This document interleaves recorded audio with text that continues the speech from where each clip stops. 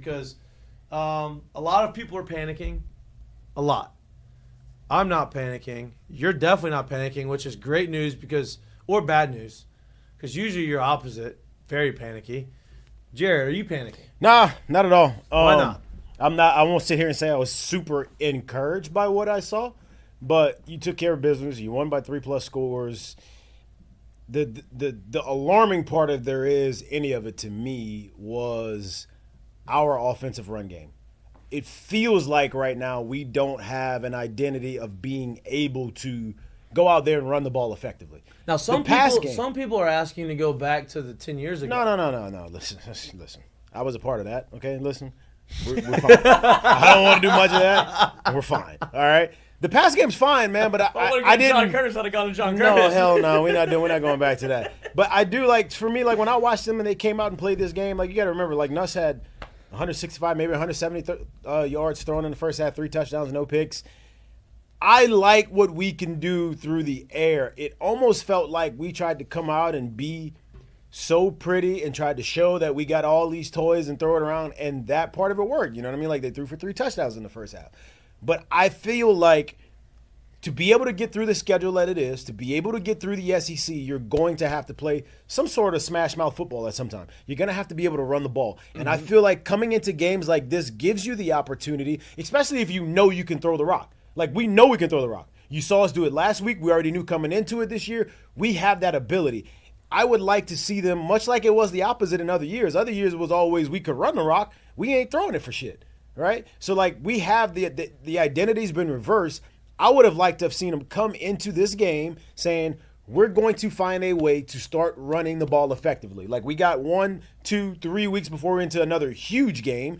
Not to overlook what they're about to do this week because it's a game day game, so it's obviously a big game. But I would think anybody would sit here and say they don't have South Carolina in the playoffs right now.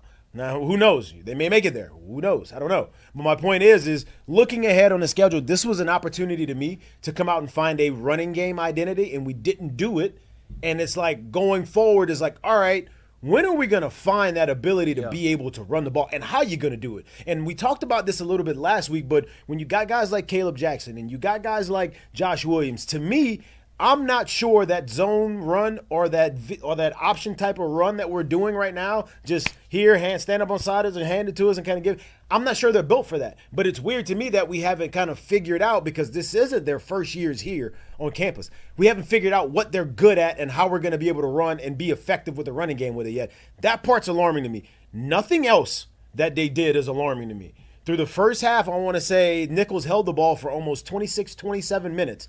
By trying to run it. They legit tried to play keep away. So everybody that's sitting here saying LSU's only scored 3 or 4 touchdowns in the first half, and why are we not up 42-0? It's hard to be up 42-0 when they ran 26 plays and held the ball for 14 minutes in the first half. And now people it's really hard to do that. And people are gonna say, "Oh, well, that's an issue because you're letting a Nicholls." It's not. What happened last week? You shut that team down, who also went and beat somebody this week. You shut that team down and ran the ball for 69 yards. So I'm not gonna sit here and say "Oh, our defensive front or our defense is so bad." Yeah, that wasn't great, but I'm not up in arms about that. The only thing I'm up in arms about is our ability to or commitment to running the football and doing how can we do it effectively. And I think people are on the offensive line, right, saying, "Oh, they haven't gotten the push." Look, on that, I agree. They probably would agree with that too. Hey, we're not doing our jobs up front to be able to create the holes and be able to get the push that we needed to get the running game going, right? I've pulled some of that on the ability to put them in a position to do that, right? Some of that is, I'm not saying necessarily play calling, but play design, moving guys around, putting guys in a situation to have success on the ground, allow the offensive line maybe to be in a better and more advantageous position to block and get a push off.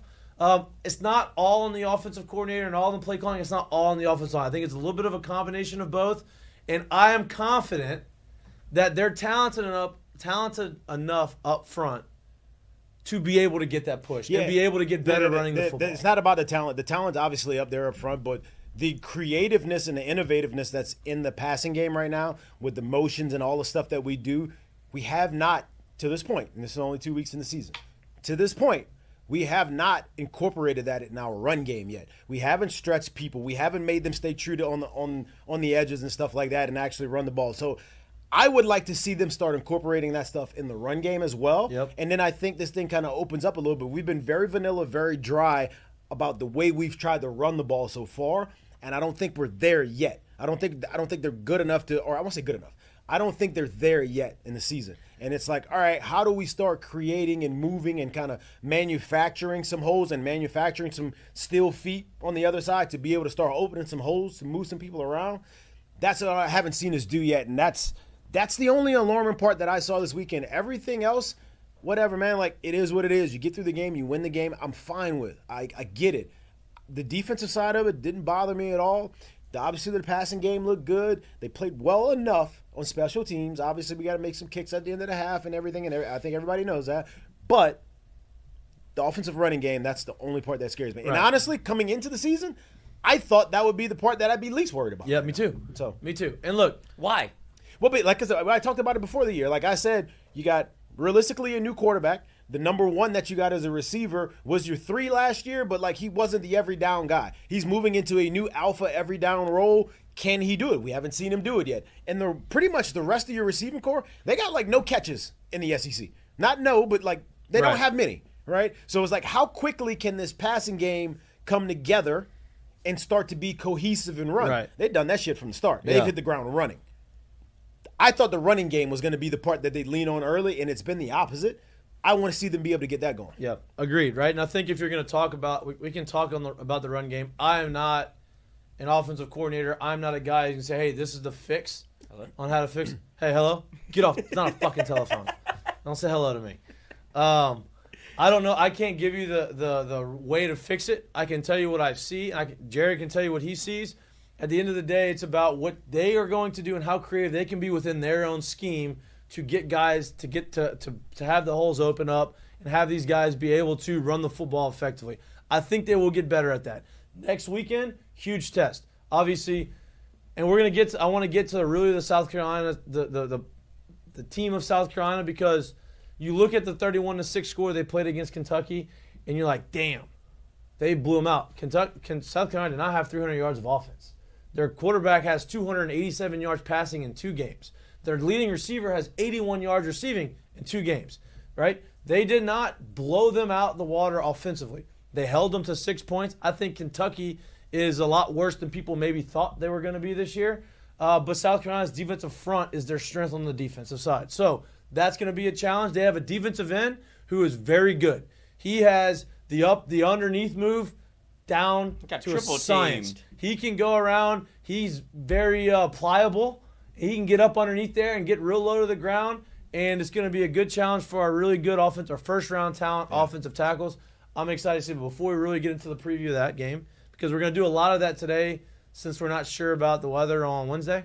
But what I liked about this weekend, right, we talked about the offense. Obviously, the passing game is clicking.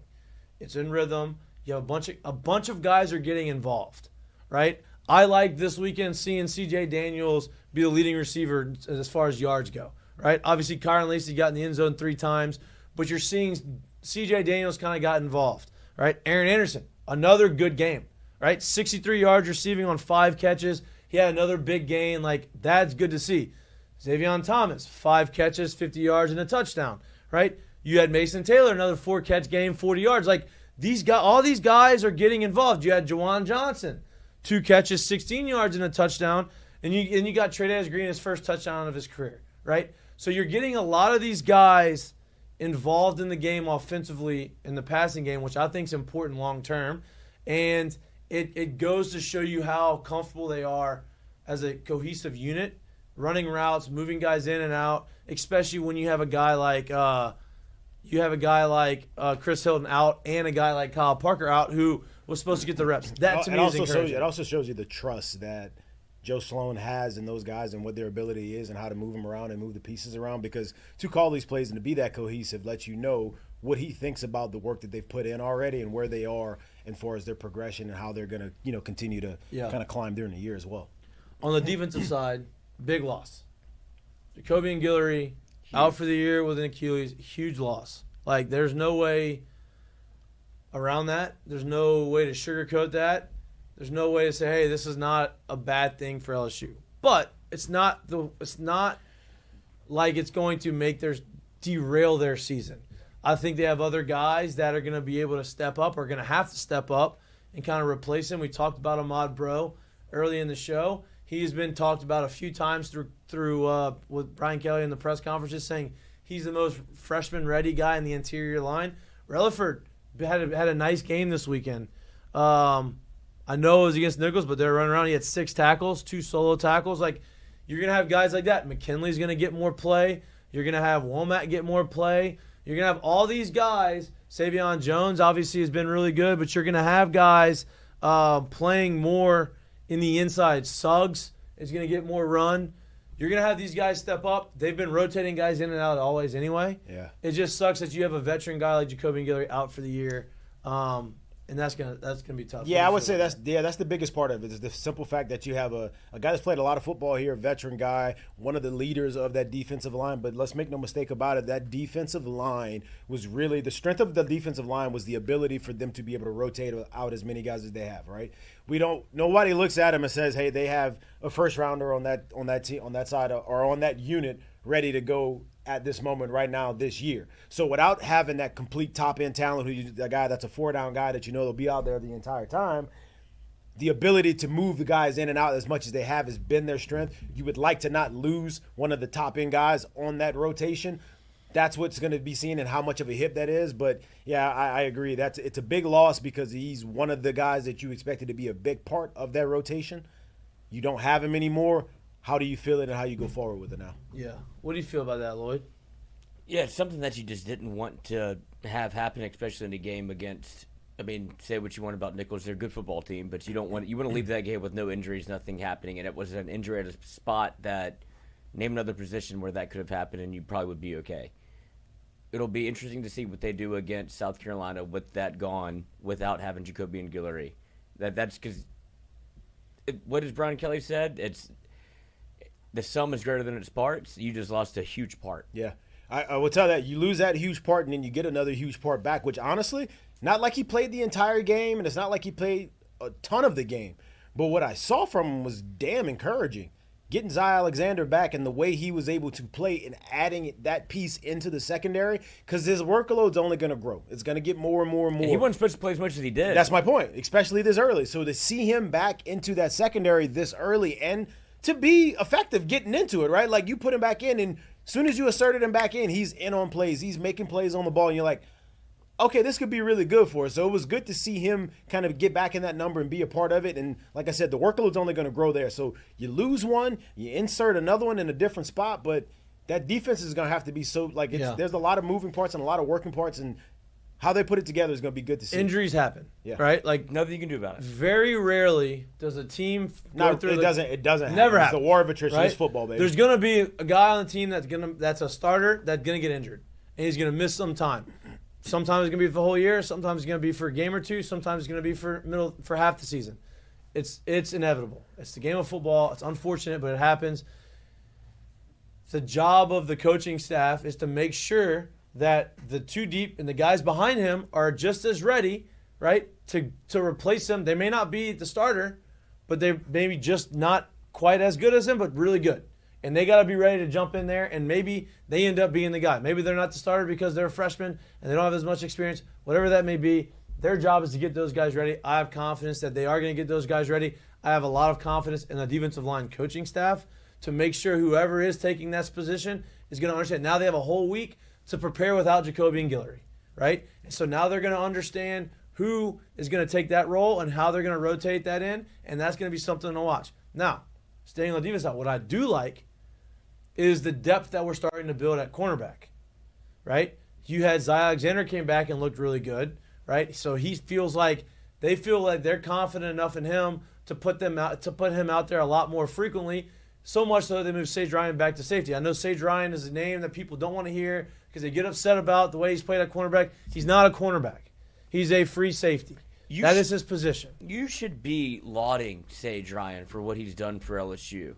Right. Like you've been asked to be able to even come in and be somewhat competent at that position. Is like, hey, like he reminds me honestly. Can you explain to everybody how much different the No. cornerback position is than the safety position? This reminds me so much of when I was playing, the nickel position was becoming a new thing. A lot of people were going more with 3 and 4 wide receiver sets, and people were starting to have to find ways to play slot guys. Guys that were quicker, guys that were smaller, guys that can get in and out of cuts. That wasn't just a outside receiver that's going to beat you deep and be that situation. Well, I remember at that time we started playing a guy named Danny McCray in the slot. And he was every bit of a free safety, and Danny McCray was every bit of 6'2", 225. He had no business being in a slot. He could play the run game. Business guard covering Percy Harvin. He had no business covering me. Right. Like, he had no business being there. Yeah. And the truth of it He is was wearing 46. he's going to play the run game very well. But the pass game, it was going to be tough for him because, like I said, he's 6'2", 225. I'm not that. I'm going to run away from him every fucking day. Yeah. And that's kind of those things that happen. But he got a bad rap in the LSU mind and the LSU fans because, like, oh, why is he there? Well, he's there because we were trying to figure out how to play that position. What kind of person, what kind of profile. Now it's 10, 15 years removed. The NFL and all college football, for the most part, has figured out that position's for a 5'11", 185, for a scrappy, smaller dude that can run around, that can also play big, i.e. a Tyrann Mathieu. That position's for that, and they figured that spot out. So what Sage has done by going down and playing corner makes it easier. I can tell you right now, as great as somebody like LaRon Landry was, and I'm not taking anything from what he was. You know what he wasn't? A goddamn cover corner. He wasn't going to go cover nobody one-on-one. He wasn't going to be on the island out there, but he would roam the hell out of center field. He would go sideline to sideline. That's what he was able to do. What Sage has done in filling in that spot and giving us competent play at that spot for the time that he has, applaud him. Now we get healthier, we get guys in to move in that spot. It's better for him to go back to the safety spot. That's where he's supposed to be at. That's his better position. And hopefully the healthiness and the guys that come in go and do what they're supposed to do on those corners, and he can go play his natural position. Right. 100%. I'm glad you said that because I think he's going to be good. I think he's going to help us. There's going to be a point in time this season where Sage Ryan makes a big play in the safety position, and you're like, oh my God. He's going to feel good about it. He's going to feel more confident about it. He's going to play well, right? I think it's a good move for him. It's a good move for LSU. Alexander is back. He was, I think, the highest rated PFF rated defensive player, player on LSU. On LSU's team by PFF, which take that with how you want it. Some people like it. Some people don't like it. Now, here's a guy. Yeah, he played well. Oh, yeah. That's what you did there. Chris Collinsworth. Yeah, he has a hefty He's an owner of PFF. The owner. Majority owner, maybe, I think. But now here's the site. Yeah, here's a guy that, according to PFF, he's the best cover corner in the league. But shameless plug. No doubt. And look, I respect it. You got to push business. Business is business. But the way Alexander played, and the way he showed out, I think the more important part is he showed that he was healthy enough to be out there for 29, 30 snaps. He's going to get more run. J.K. Johnson was out there, right? J.K. Johnson was out there for about 15, 20 snaps. P.J. Woodland feels like he's earned the starting role opposite of Ashton Stamps, right? Yeah. We were worried about his size. He plays a whole hell of a lot more physical. He plays bigger than that 165 that he's wearing. Two mouthpieces made him heavier. Yeah, the two mouthpiece thing, I've never understood that. I don't think there's not much to understand. Because especially when none of them are in your mouth. Yeah, somebody else did it in the NFL. Does that not get in your way of your face whenever I don't know. Anyway, he has been playing really well. He has tried to tip the scale a little bit. What he did against USC, against bigger body receivers, and the way he kind of held up was impressive. He obviously showed enough to put him in that starting spot. Ashton Stamp's going to continue to get better. So now you have a rotation of 4 or 5 cornerbacks that you feel comfortable putting in there, which is a good sign moving forward. You get another game against a team that has not thrown the ball very effectively yet this year. So they're going to be able to get some more run, but you're also playing an SEC team on the road at 11 o'clock at their field, which gets pretty rowdy after they just curb stomped another SEC team. So they're going to be riding high. Which is another reason why I like the way the game turned out against Nicholls. Because there's going to be, one, you're going on the road in a hostile environment with game day there. So there's going to be a little bit extra juice going on, right? Everybody's worried about South Carolina. You don't have to manufacture juice anymore. Don't have to manufacture juice, right?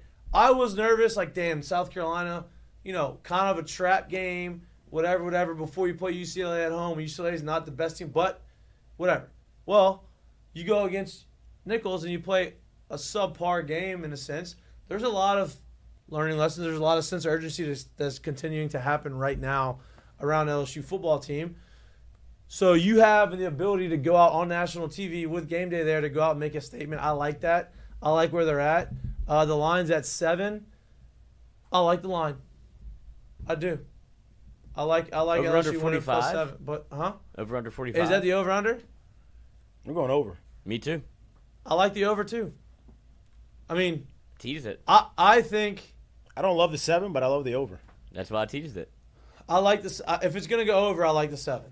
Right? Because I think There's no LSU's reason gonna, LSU's not going to be able to. If LSU gives up 30 points, not good. This is the classic spot of if you're a gambler and or have watched LSU, this is the honey hole if you're gambling where they're being vastly underrated. There's a reason why game day picked this game. There's other games on the schedule that are probably more enticing. They're expecting a upset. Agreed. And I think they're vastly underrating what LSU Which is why I don't love the 7. And I don't think it's a, hey, if we go there and because of what they've done, like if you watch South Carolina, just before we even really get into them, I don't even know if we're getting into them today, but if you watched them in week 1, you would have said no way in hell they did what they did in week 2. Right? So I'm not on the mindset of if we go in there and give up 30 that, it's not it's a good. week to week. No, Yeah, it's I just don't week to think week, the bro. defense Like is I bad. don't think this. Right. I think on the road, I'll tell you from firsthand experience, that is one of the best atmospheres in the league to play in. That place is fun to play in. And they're gonna be there. Game day is gonna be packed, it's gonna be loud, and it's gonna be rocking. They might have P Money drunk out there, right? Like it's gonna be a good time. So with that being said, them knowing the situation is ahead of them and the opportunity that's in front of them, it's gonna be rocking. I expect a very well played game, and I'm not expecting oh my God, can you believe we gave up 35 points to South Carolina? Like I don't see that situation coming. I don't see that as a problem in this situation. You're going to have to go in there and take it from them. And I think that's the kind of situation they're going into this week. So No doubt. No, listen, it's going to be a good game. Look, LSU is going to have their biggest test with the 2 defensive ends that they have, right? They have 2 defensive ends. You have Dylan Stewart, who's got 2.5 sacks. That's a stud. And you got Kyle Kennard, who's got 3.5 sacks. Stewart's the young kid, right? Yeah. He's young, right? So you have these 2 guys who, through 2 games, have. I'm not 2.5 worried about and 3.5 LSU's sacks. pass. I'm not worried about LSU's pass. Like the way pass the offensive protection. line pass protection. Look, I'm with that's you. the best part of their offensive line. No, That's listen, the best Will Campbell pass protection in the country. held up pretty well against Will Anderson. That's the best as a offensive freshman. line in the country when it comes to pass protection. The run blocking is something that's where it becomes a concern. No, and look- I understand it, but the pass protection, like that, he might get one, but Garrett Nussmeier hasn't been touched yet. Yeah. Well, yeah. I mean, look, to me, I know you don't like the 7 points. I like the 7 points because I think that. I think LSU gonna. I'm not going them. to say like they're going to go out and blow them out. There's definitely a situation I in feel which like they do. I feel like they are going to come out and it's going to be the most physical game that they've played. They played physical against USC. They played well against USC. But I think that they're going to come out there and they're going to – everybody wants to see LSU. Like, I just want to see them dominate somebody. It feels like this game is built up. Now, it could very well go the opposite direction, and we're talking on Monday. Okay, now we got some issues to talk about. But I really do feel like they're going to come out there and they're going to assert the dominance. They're going to play really well. They're going to look inspired, and it's going to look like a different team. I believe that. Couple of things. Yep. Like from when you start looking ahead, or you can even look behind, and what you did, being able to run the football, that is a concern. Like if you try to go, like because that's what South Carolina's going to do. They're going to be able to line it up, and they're going to use Rocket Sanders and run it right at you and see if you can stop it without Jacoby and Guillory. If they're able to control the clock like Nicholls did for 2 drives, I think they ate up what? Like 14 plus minutes. 14 plus minutes. In the first half, yeah. Yeah, like they played old school football and sure, but 13 play drive and a 13 play drive. and 2 then back-to-back. but then you look at the back end of that football game where Nicholls felt like they were still in it. 3 and out, 4 and out. Like the defense buckled down when they needed to. So I'm not really concerned about the defense. People can be if they want, but you held how many points did USC just score in their second week? 60? And you just held them to 27? Yeah. And then you have a Nicholls game where you give up 14, and then one play gets away from you. You don't have a good run fit. Now it's 21, but they didn't score again. I think, yeah, man. The defense is not the problem. No, it's not the problem, and I really So don't I don't think think South Carolina can match you. I don't. But I do think like you're going into a situation where South Carolina's going to play up. Mm-hmm. You're going to have to match that, and especially early on. I think this is a gut check game for them. I think this is a game where they're going to go into a situation understanding it's a very hostile environment that you're going into. You're going against a team that has not lost yet, that's feeling themselves, and has still going to be seeing everything in their season in front of them. And you're the first real test that's coming into them. So they feel good about this situation. I think this is one where you're going to have to – it'll be a heavyweight punching match, especially early on, and I think it's one where LSU is going to have to say, hey, this is a gut check game, and you need to come out of this thing, obviously, with a win. And how you do it, and if you're able to do it, it really doesn't matter. I don't think this is one where we're going to be sitting here saying, wow, it was a 48-45 game. I don't think it'll be that, but I think it's a gut check game where you'll see a well-played game by South Carolina, and you just need to play better on the other side. You're better than they are. You're better. You just need to play LSU better. is better than South Carolina. And I think you were better than USC, and you kind of let that game get away from you. If you're LSU, you can't really let the fight get away from you. Like, there's some things that you have to be able to do and understand the concerns where you're not able to run the football, and it feels like, I don't know how, if you're LSU, how you fix that at this point, but you have to be able to either, it's one of two things in my mind. You start manufacturing the run going east and west and getting it to your playmakers in space. Like you saw, that's what was so shocking about Jawan Johnson being able to get going that quickly, is clearly you have you had a plan, and that happened in 3 days. And if you're LSU, there's another answer that's very obvious, and it's Garrett Nussmeier. You're gonna have to make a decision. What do you want to do with this year? Do you want to use him to run the football and put your season at risk, or do you just want to have a ho-hum year? Because if you put him in action on the run game, it changes the way you run the football in my mind. I mean, listen, but you don't want to lose him. I get it. I don't believe he has to be a part of the quote unquote run game.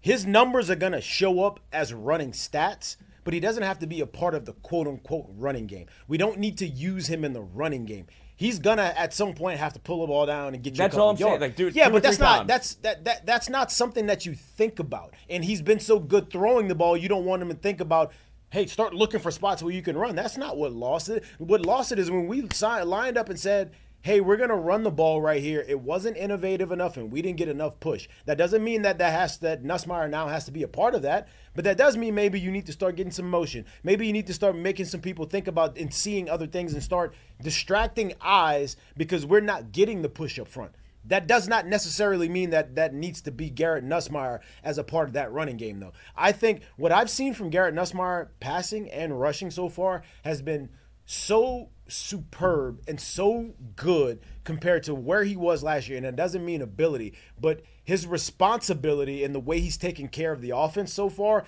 it's been oodles way further than what I thought it would be. Honestly, truthfully. Because where he was last year, it was like, bro, he's just a talent at this like point. that word. Yeah, it's been fun. Oodles. Yeah, oodles. How's it going? I wasn't expecting that one to come up. Yeah, get there. But it's been better. And I like what I've seen from him so far this year. I think he's going to keep growing in that role. I think he's going to keep getting more and more confident in that role. But I don't think you need to be thinking Garrett needs to be a part of the running game. No, he's going to get his quote on whatever yard. He's going to get his little yards on scrambles.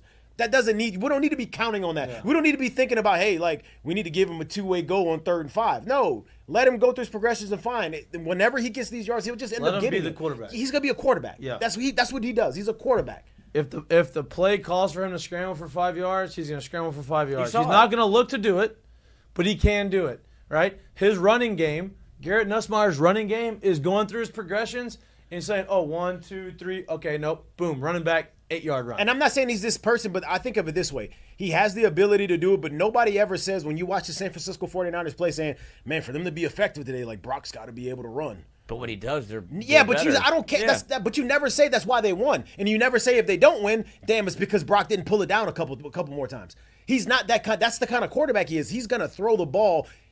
Is he gonna run? Yes. Is it gonna be part of the game? Yes. But I will sit here and say that should never be a thought of why we win and or why we lost because he did enough of this or he didn't do enough of it. That's not his game. That's in my opinion. That's not his game. I'm looking at South Carolina's stats. They are averaging 2.9 yards a rush. They have 90 rushing attempts on the year, 260 yards, 3 touchdowns. They are averaging 270 yards a game. And this is against Old Dominion, and Kentucky. Okay? In a broken Kentucky, it feels like, where they tried to get rid of their coach, or he was trying to leave, and then he got brought back. Exactly. And listen, it was 31-6. It was a curb stomping. No doubt about it. But it wasn't even like nobody really wanted to win that football game. 100%. It was a 31-6. It wasn't close, but you look at the stats of the game, it's like, wait a minute. They didn't have 300 yards of offense. They weren't sustaining these long drives and dominating necessarily offensively. Now, they were getting short fields because Kentucky stinks on offense, was turning the ball over. They had interception return down to the 2. They had 2 rushes, and they ended up scoring a touchdown. So there was reasons why the game was the way it was, and sometimes that's how the flow of the game goes. My point in saying this is like South Carolina is going to be probably outside of USC, obviously, first game, it's going to be a tough test. Because you go on the road, you have someone else, you're in the SEC. It's a day game. It's an 11 o'clock game. All of those things. You have some distractions here going there with the hurricane on the horizon. I think everybody's going to be okay with that. But it's going to be a tough game. It's going to be a mentally tough game. It is a gut check time game. Like early in the season, it's not make or break. But if you lose it, it could definitely be a break. Definitely make or break. It ain't going to make your season, but it could definitely break your season. Let me just say this. You know how coaches go into what we thought was probably like the Nicholls game where they give you that coach speak where they tell you that, hey, throw that out the window. This team is this. Don't look at, the name on the front of the jersey, like this team is this. I truly think when you think about South Carolina, whatever they've done on the year so far, throw that shit out the window. All right. This is it's a better coach team than you think. We're 2 weeks into the season, man. Like everybody's trying to find their identity for the most part. And this is what happens when you lose week 1. Exactly. They have a new quarterback. They had the same guy there running the system for the last 2 years. There's a new quarterback there this year. Their new number 1 receiver out there this year that they don't have. They lost the first-round pick there. They lost a fifth-round pick at quarterback. Like, they're getting to know themselves. So throw out what they've done in the first 2 games. Okay? Like, they're a talented team. They're coming. They're on, right? They're getting going. But they're like us. They're 2 weeks into the season. Throw that out. Right? You're going to have to play sound football, and you're going to have to be better than them on the road. That's what you're going to have to do. It's one of those situations where you're going to go, like I said, they're going to play well enough. You got to go beat them. I don't care how it happens. You got to go beat them.